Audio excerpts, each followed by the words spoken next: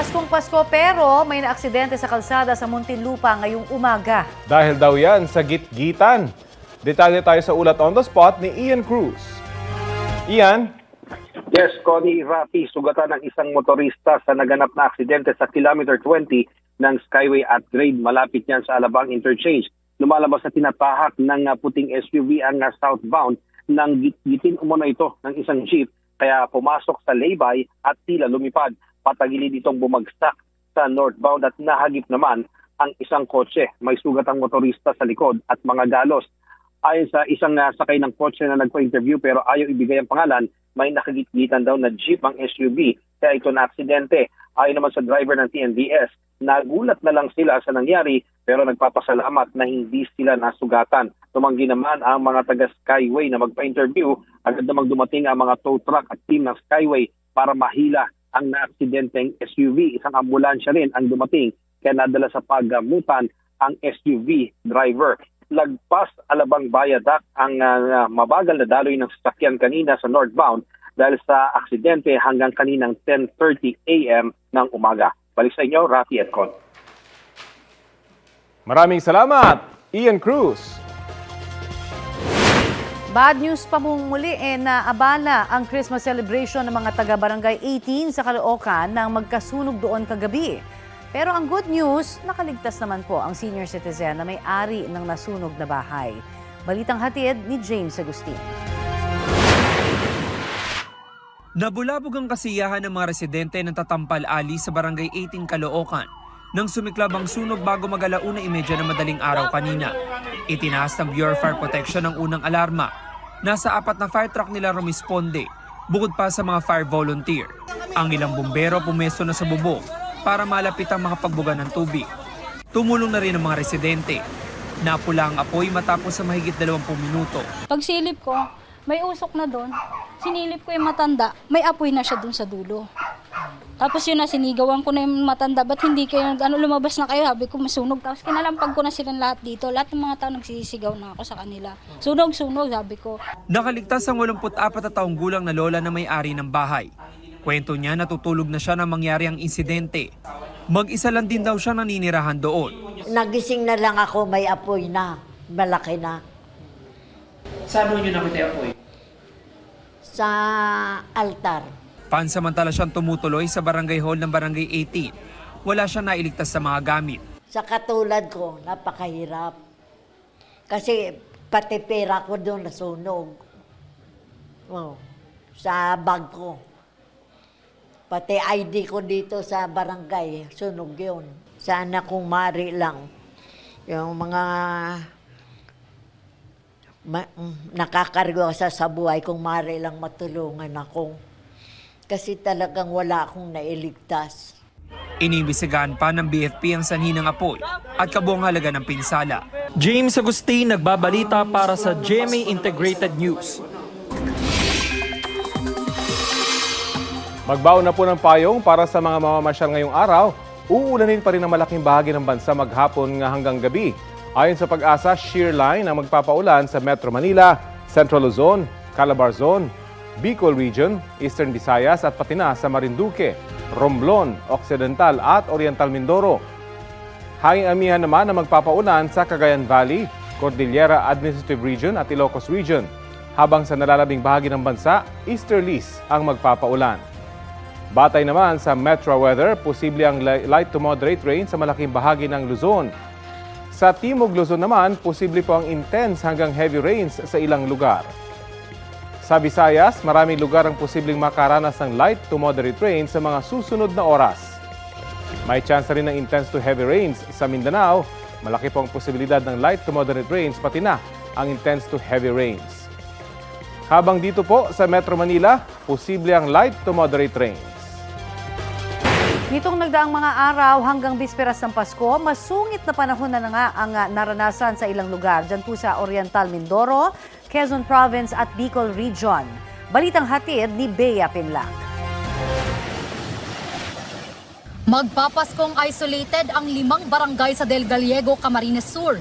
Halos walang tigil ang ulan doon kaya rumagasa na ang baha sa 2 spillway sa bayan. Inabutan din ng baha ang ilang lugar sa Lupi. Ang mga alagang baboy roon kinailangan tuloy ilipat sa mas mataas na lugar. Nakaranas din ng pag-ulan ang ilang bahagi ng Albay kabilang ang Santo Domingo at Legazpi City. Imbis na maging abala sa Noche Buena ang ilang residente roon, natuon ang atensyon nila sa pagtataas ng mga gamit matapos pasukin ng baha ang mga bahay. Nagmistulang ilog naman ang kalyeng yan sa Atimonan, Quezon dahil sa pag-agos ng baha. Pati mga bahay, pinasok din ng tubig. Sa bayan ng Perez, hindi madaanan ang spillway dahil sa pag-apaw ng tubig. Ilang residente roon ang kinailangang i-rescue nitong bisperas ng Pasko. Saglit ding nakaranas ng pagbaha ang ilang kalye sa bayan naman ng Lopez. Ang ilang lugar sa Baco Oriental, Mindoro, lubog din sa baha dulot ng ilang araw na pag-ulan. Posibleng abutan na raw ng 2025 ang pagbaha, kaya nagdeklara na ng state of calamity ang LGU.